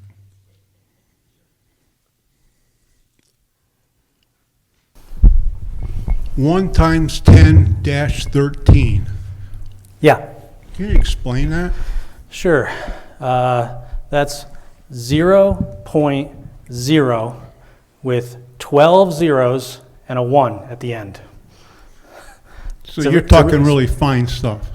It's a permeability rate. Right. It's the rate in centimeters per second that something will move from the top of the liner to the bottom of the liner in centimeters per second. Can you give us, the lay people here, an example of something we use every day or see every day that has a filter, like a coffee filter? What's it like to have something that small and that kind of material doing that work? Something else other than Well, this is plastic. specific to the HDPE liner. So that's like HDPE, like high density polyethylene, a manufactured plastic. It's like a thick plastic cover. Rigid. Sort of like a tarp you get in Home Depot? Not really. It's, all right. It's a material used at commercial PCB landfills across the country. Yeah. No, I just Googled what a triaxle weighs. A triaxle empty is 30 to 40,000 pounds. it's allowed to go up to 54,000 pounds. And you're talking 2, 4, 6, 8, 10 wheels. How do you take the material in a dump truck and put it in the middle of a 13-acre plot? Are you going to use belt systems, or are you going to use backhoes, dozers? How are you going to get that into the middle? Sure. This 1 foot lifted material here is called the operations layer. That's the material we'll actually drive on top of. That's above this drainage layer, and then the cap systems are further below. So you're talking the truck is going to drive onto the gravel there? There'll be machines that have to take the material that's laid down here, move it around, place it in 1 foot lifts. Yeah. So what I'm seeing is you got 1 foot, 2, 3, 4 feet of soil, gravel, with a coffee filter in the middle, with 50,000 pound vehicle driving on it when it's wet. I don't understand that. The way this works, the way it's worked in Pittsfield, the way it works in every landfill probably in the country, GE's plans show an access road for the dump trucks to come in at the perimeter.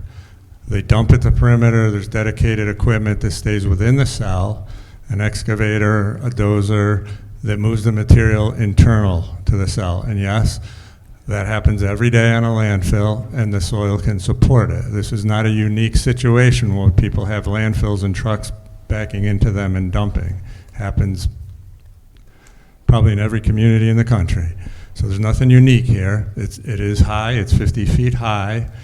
That's how it works. You build it in 1 foot lifts, you compact it, it's stable enough for the equipment to ride on it. So you keep your trucks close to the perimeter and dedicated equipment within the cell, so you only have to decon them or clean the dedicated equipment at the end of the project. I appreciate that. So one other thing, just before, like GE has not, they have plans and specs, and this is normal with every construction project. Once they hire a construction contractor, they will have to come in with an operations plan, a more detailed operations plan. So a lot of these questions we will have a follow-up meeting when we get closer to construction and have more concise answers exactly how the contractor is going to do stuff. But they will need to stay within the parameters of the approved specifications. I appreciate that.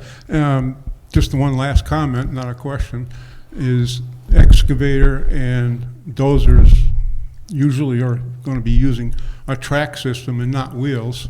And I'd like to have that information presented to everybody, how much they weigh, because you're talking a lot of weight. Right, that's a good point. And when the contractor proposes the specific piece of equipment, we'll have that. I think you can pretty well find standard ones for a D5 dozer or whatever the piece of equipment is. And yeah, you can get low ground pressure bulldozer, you can get low ground pressure machines, you can get rubber tire, which you don't want to use because that's not low ground pressure. So again, this is fairly common. They did it in Pittsfield. They do it at every landfill, but that information is available, or will be available once GE selects the contractor. But there's certainly common reference sources for basic heavy equipment that I'm sure you already know and can find. Thanks, Dean.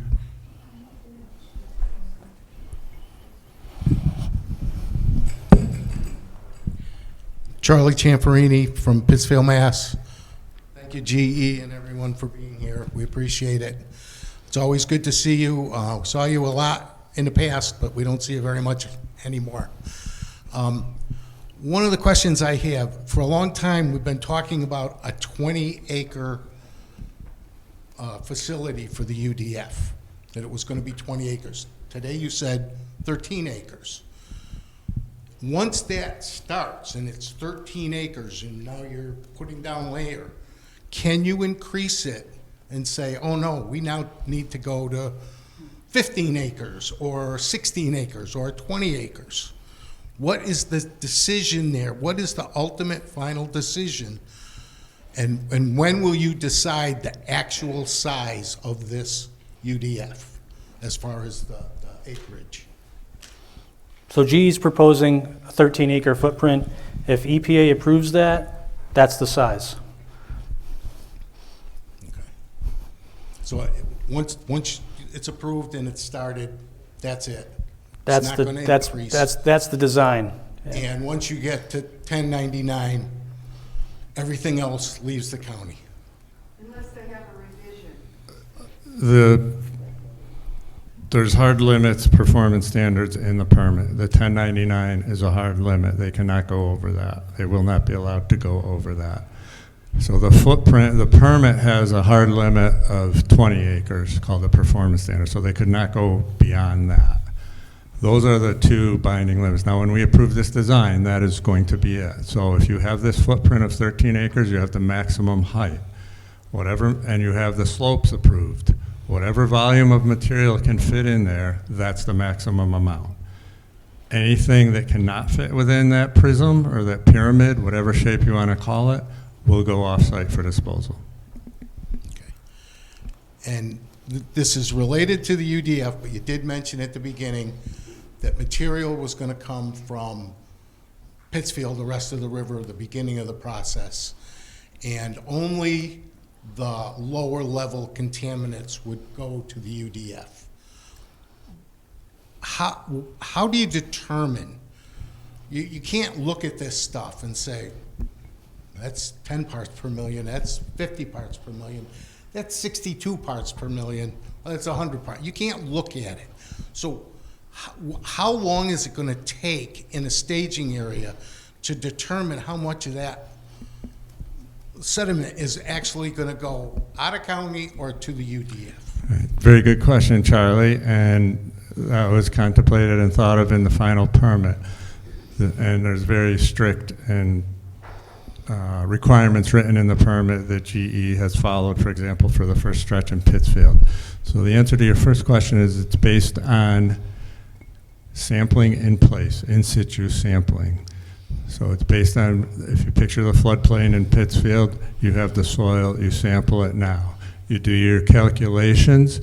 If it's, we'll just say, if it meets the criteria to go in the landfill, acre X meets that criteria, that's what's going in the landfill. You don't retest it when it gets to the UDF. Acre Y gets, segregated out. You don't mix the two, you send it off out of state. Same thing with the sediment. You during the pre-design, design investigation, and when EPA approves the work plan, it's already determined based on the concentrations in place where they sit right now, based on this recent sampling and the criteria in the permit. That's what decides what goes in the UDF and what goes off-site. So there's no timing or storage issues at the UDF to wait for future results to see where the final disposition is. Thank you. And one last thing. I'm going to let him give back to you. The last thing is you talked about the dewatering process, and some of that water will go to the facility on a GE plant in Pittsfield. That particular plant does clean or do whatever they do there, filter, and discharge back into the river. That's also, that plant is subject to a NIPDES permit.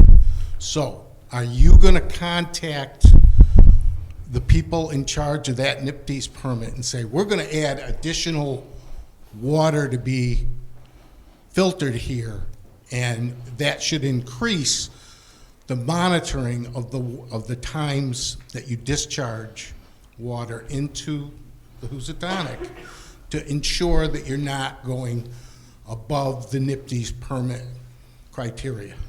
Yeah, we're in discussions with them all the time. There's a draft permit out there for public comment. I think the comment period is over, but we do, short answers, we do coordinate with them. They are aware that the consent decree in this permit authorizes material, dewatered material from any part of the consent decree site, including rest of the river, to be treated through the treatment plant. It's called 64G, I apologize. And we are having discussions on exactly what you said, where there'll be additional monitoring, additional frequency, and what the appropriate effluent level is.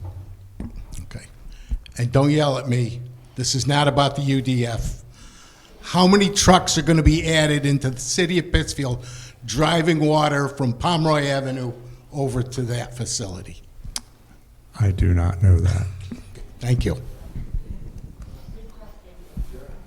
Yeah, it was. Thank you.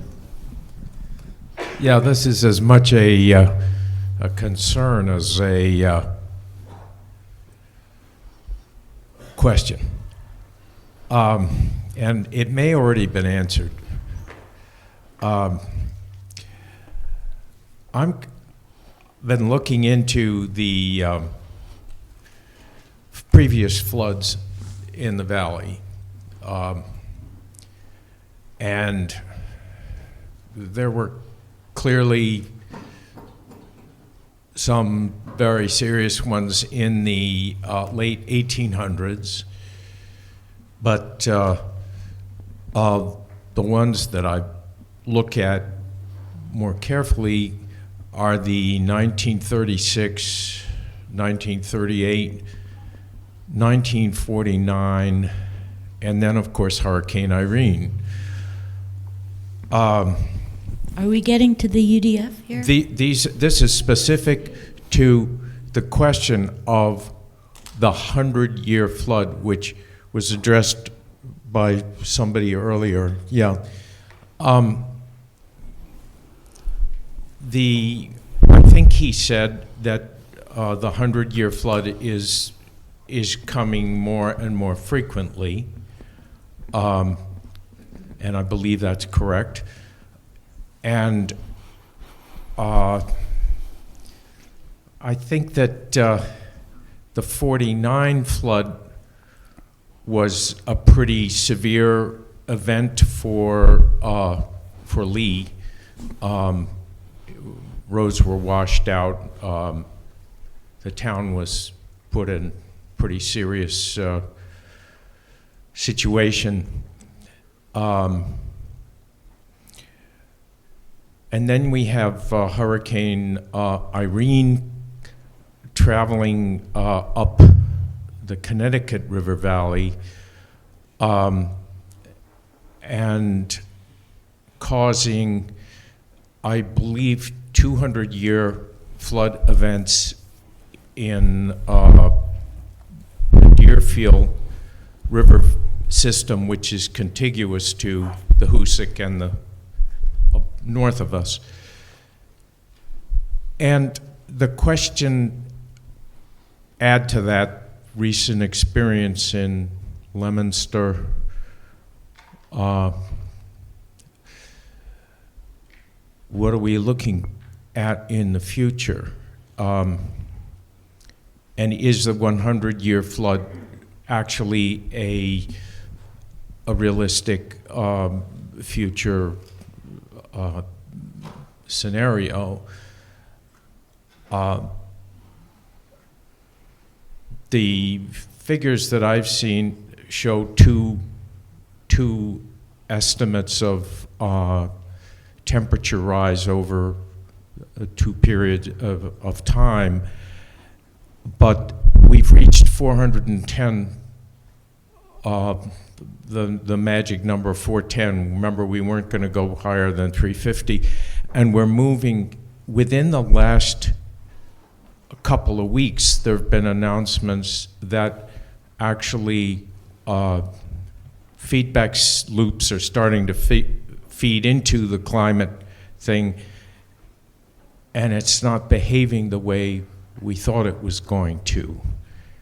And so my sense is that if we're working with 100-year flood patterns, we may be underestimating the challenge that this facility could face. And that's of great concern to those of us who live particularly downstream. Okay, thank you. I think just to add on to that, I think Phil from GE answered that other person's question. This isn't designed, quote, for the 100-year storm. There's sustainability planning put in for it to the best we can right now. But yes, it is a challenge for this and every other project. So it's not designed for the 100-year flood. I guess that's what I'm saying. As Phil explained, it goes beyond that, and I can't repeat what he said. It was very good, but GE is required and did look at climate change and sustainability in all their designs.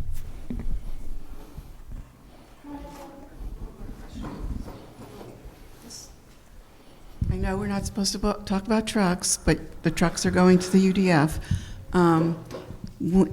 In your calculations of trucks, and I know this isn't necessarily as much of a concern because hopefully there won't be PCBs in these trucks.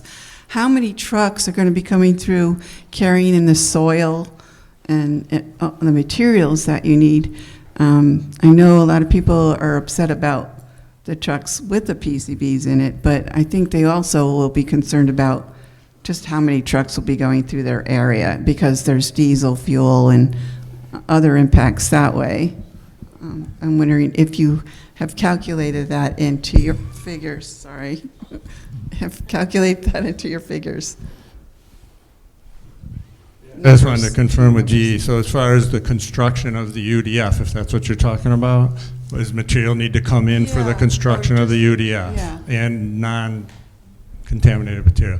So the way that place is, the way the existing grades there, as you've seen, is very undulating, and the UDF itself, although it's hard to show on these drawings, is actually more of a hole. So it's going to be a cut. So they're going to have to cut a lot of soil out to build the soil. And they're going to use that to rework the site, so they will not have to bring in they'll not have to bring in a lot of new material to construct the UDF. Yes, they'll have to bring in the 1 foot of clay. They'll have to bring in the liner material, the support material, and they'll bring in the topsoil at the end because there's no, probably isn't any topsoil we're stripping and saving. I don't think that's the plan for 13 years. So the topsoil will have to come in fresh. The clay will have to come in. That site, what? really. No, I know, that's why, even if you Very could little. strip it and save it, you wouldn't use it. So there's gonna be topsoil coming in, there's going to be materials coming in. If anything, there's probably excess clean sand and gravel that can be used as backfill for the project, so it would be going out the other way, just like the gravel pit does right now. Hopefully that helps a little bit. Okay. All right, I do want to make a comment. I don't understand why we're winding up with the dump. I really am opposed to the dump.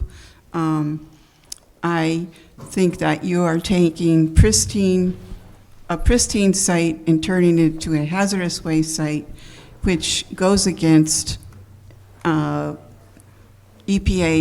mandate to help alleviate the problems with hazardous waste to the public's health. And I don't understand, and you say you're only going to impact 20 acres, but we know that now there's going to be a treatment plant on the site someplace. We know that there's going to be, stormwater areas that, quote unquote, will never have PCBs in them, we hope. And there's going to be a lot of travel routes with these PCBs trucks, which can filter the area with PCBs.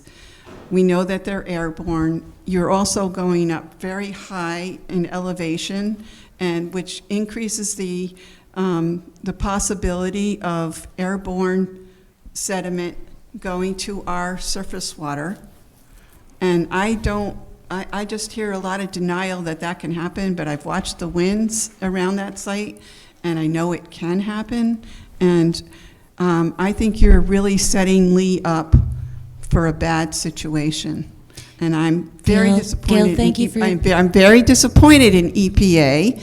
And let me finish, because I want you to know. Tonight is not about. That should never have happened, and you did it behind closed doors. Gail, not helpful and not the point of this informational presentation. We'll have other opportunities for you to be able to and everybody else, there'll be other opportunities for you to give your input on, or your feelings, or to vent. Tonight is about, what was it about? It was about the UDF and the maintenance and monitoring. We've got about 10 minutes left. Is there anybody who has another question? Thank you.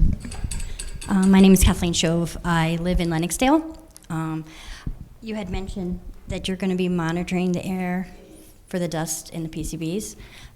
As a resident down in Lennoxdale, I'm just curious, how often are you going to be monitoring? Is it once a day, a week, a month, a year?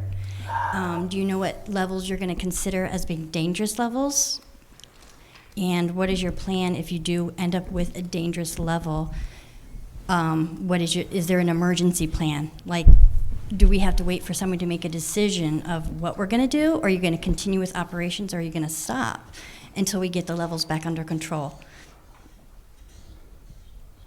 So, do you guys? All right, just confirming, I'm 99% sure. So your first question, I believe, was how often do you monitor, correct? Yes. Okay, when the UDF is active and accepting waste material, when the landfills, when waste is being brought in, once the project starts, when waste starts coming in on the first day it starts, it will be weekly for PCBs and daily for dust. So the daily monitor is a real-time monitor. It can detect it, just like you can detect the temperature. It'll give you a real-time reading.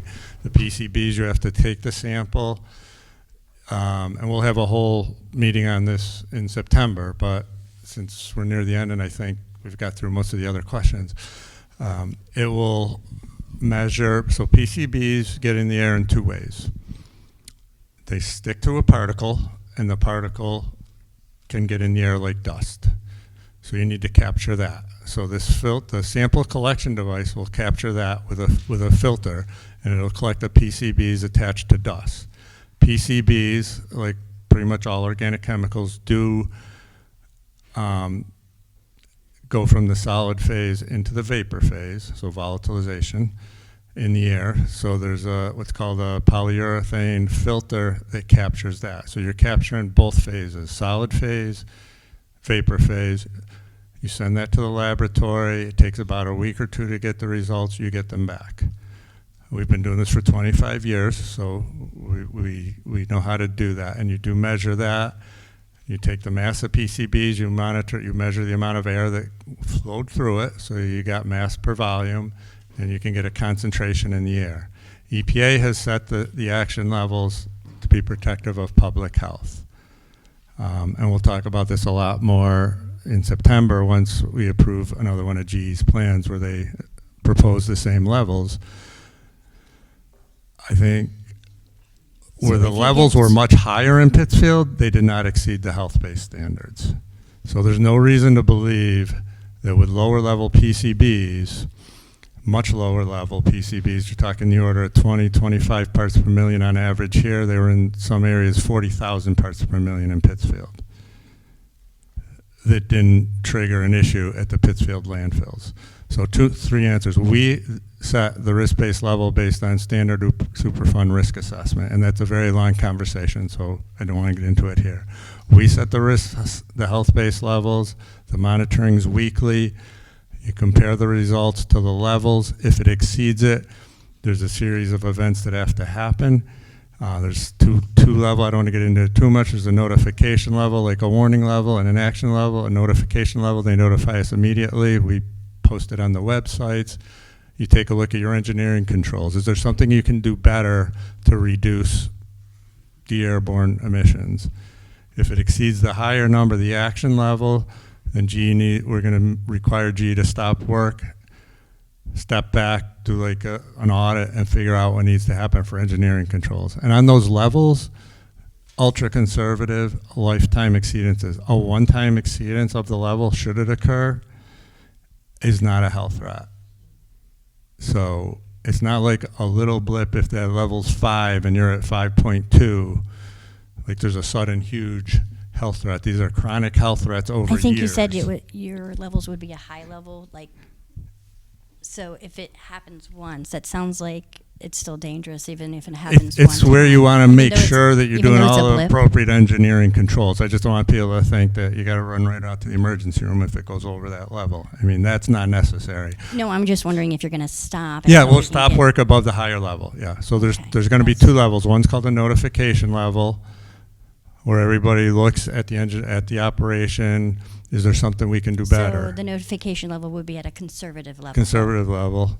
And the action level's higher, and that's an automatic stop work. And I think we did that maybe 2 times in 24 years, and again, that was with very high levels, and we changed the, some operations. At Silver Lake, I know, was one. But completely different scenarios, but we have a process, like you said, for monitoring, immediate response, and shutdown if needed.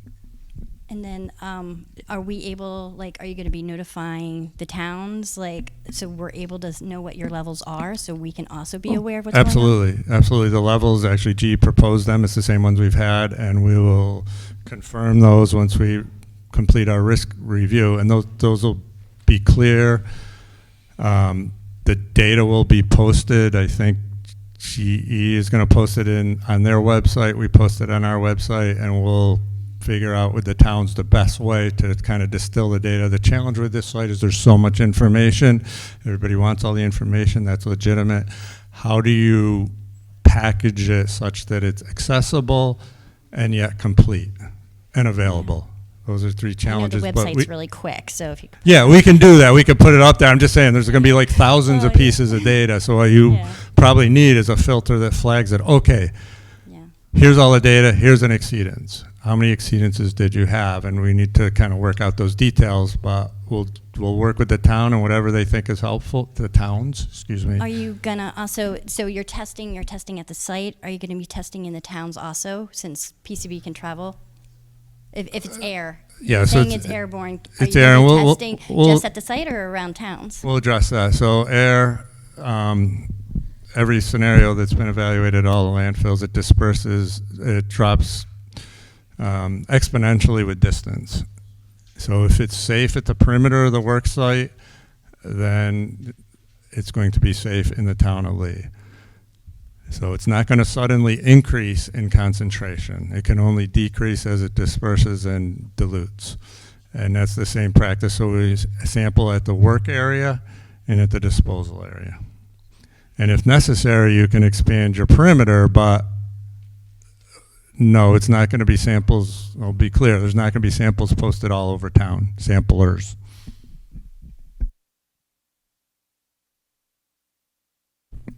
I think we're done. 8:29. We have time for half a question. No. Everybody, thank you so much for being here. This was a really productive meeting, and we really appreciate GE's presentation, as well as all of the questions. A reminder, May 20th is the deadline for public input on a lot of materials. And to that point, as Dean mentioned, the website, it would be great if it had a filter. I can be your human filter. So if you email me, I can help you find that information. I know, Jane mentioned climate change and the 100-year flood. Gail, you mentioned groundwater, and other of you had specific questions. So please reach out to me if you can't find something, and I can help you, or I can find somebody who can help you. Thank you. Thank you all.